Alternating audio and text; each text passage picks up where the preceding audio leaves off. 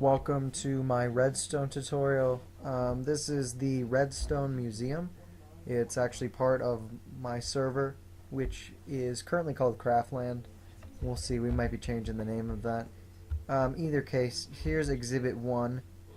This shows how Redstone actually works. So it shows quick little hints that current only flows for 15 blocks. I'm sure many of you have known about that.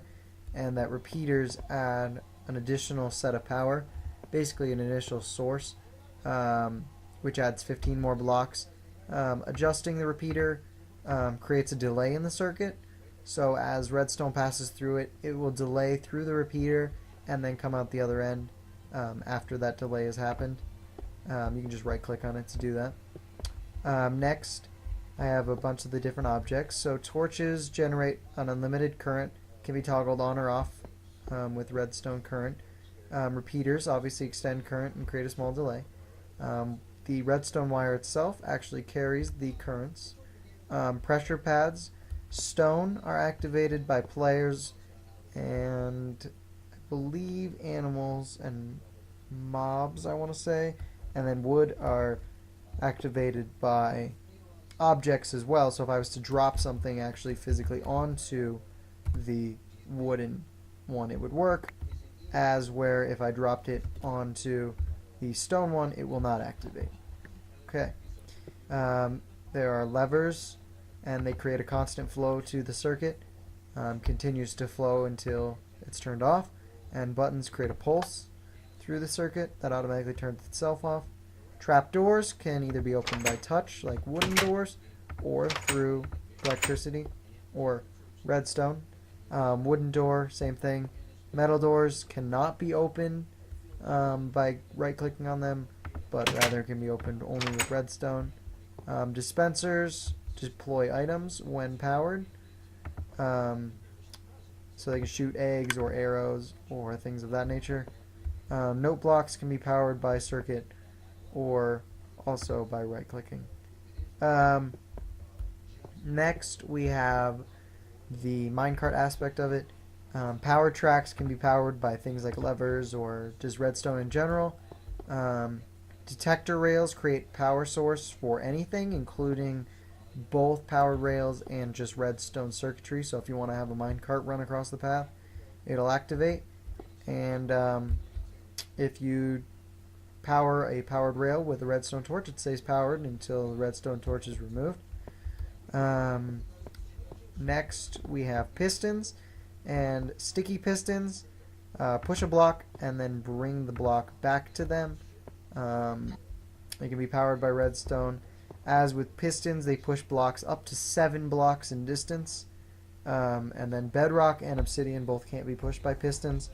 I believe those are the only blocks that cannot physically be pushed. And then if it pushes anything that is not a block, such as like a redstone wire or something, it will break said block. TNT also can now only be triggered by redstone and fake TNT for safety reasons. Thought I was clever. Anyway, continuing on, we have logic gates. These are much more advanced. These are the simple ones though. Not gates, so the output is the exact opposite of whatever the input is. So even though this is on technically, it puts an output of off. And then if you switch it, obviously the output becomes the opposite. We have an AND gate where both levers must be pulled to power the source. So both are off, this is off. One is on, this is off. Both are on, and the door opens. Okay. Next we have the OR gate. This means that either lever could be pulled to power it. So if one lever is pulled, it opens. Okay. If the other lever is pulled, it opens, and if both levers are pulled, it remains open, but doesn't close until both are off. So basically the opposite sort of an AND gate. Here's the actual opposite of an AND gate. It's an AND gate. Basically, if you turn it, both have to be activated and both have to be powered on to turn off the circuit. This is the exact same construction as the other one, minus the redstone torch on the front. Which creates the opposite output of the input. Next, we have the NOR gate, which is the opposite of the OR gate over here.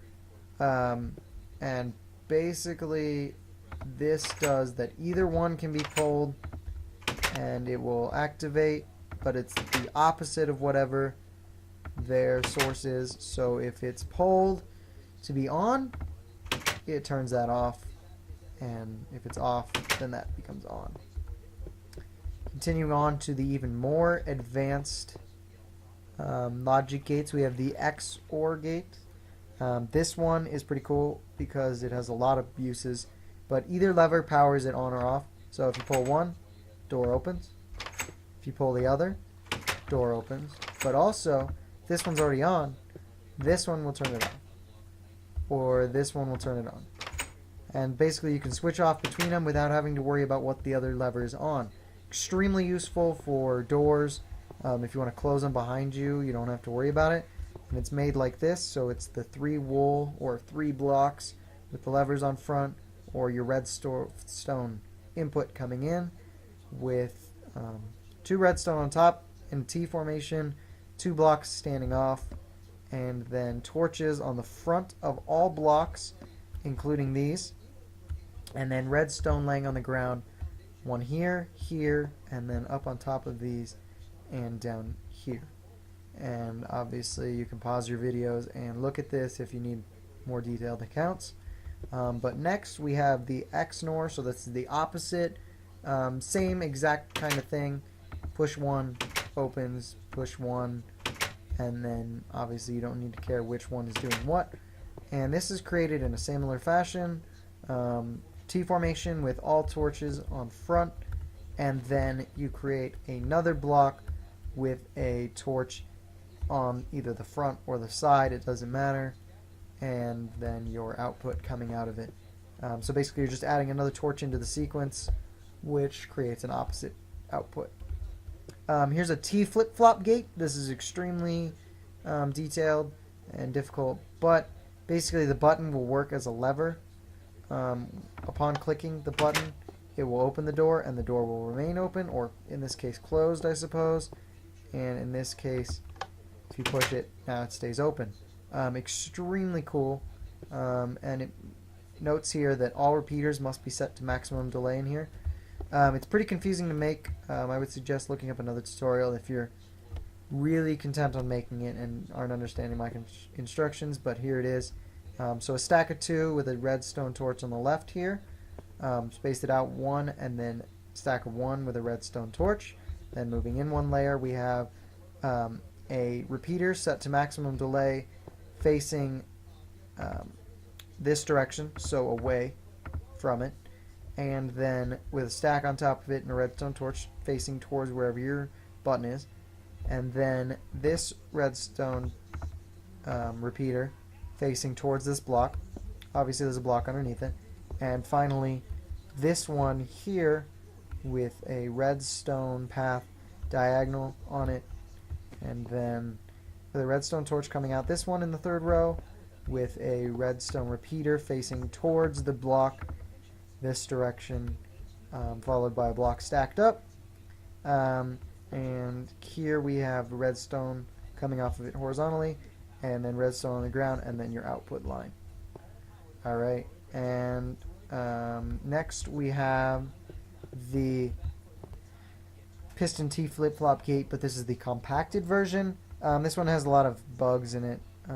It doesn't work every time. Basically though, it's 2 blocks stacked up, single block in the middle, put in between 2 sticky pistons that are able to push and alternate with torches on each side. And when you press it, theoretically the lever works as, or the what's it called, the button works as a lever. Obviously it's not working currently. I have had issues with it, but you can look them up, see if you can't get it to work. This is a redstone clock, so this causes a current to be sent repeatedly in a circle. It can cause lag due to the fact that it has to memorize all these, but basically you just put a torch down, break the torch, and now it'll create a circular pattern of power. Pretty cool, used in like elevators and things like that. And finally, we have our piston XOR gate. In this one, either lever powers it on or off, and it's the compact version of the XOR gate here, but using pistons. If you prefer it, pistons to me are a little bit iffy sometimes, but as you can see, as you push one or the other, you don't need to worry about which one is powered on or off. Slightly more compact than the other. Basically, it's these two blocks with your input sources going in, a torch on the side of the rightmost one, and a torch coming off the front of the leftmost one if you're facing it the way inputs are coming in, with two repeaters in the center facing towards this over here.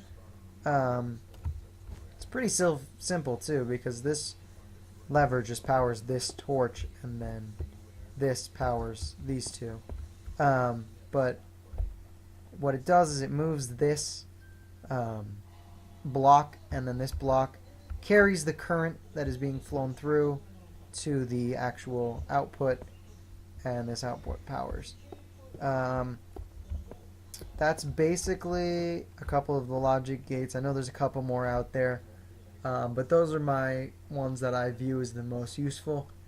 And thanks for watching. I'll have a couple more videos up in a little bit, and I hope you're enjoying BlockzCast.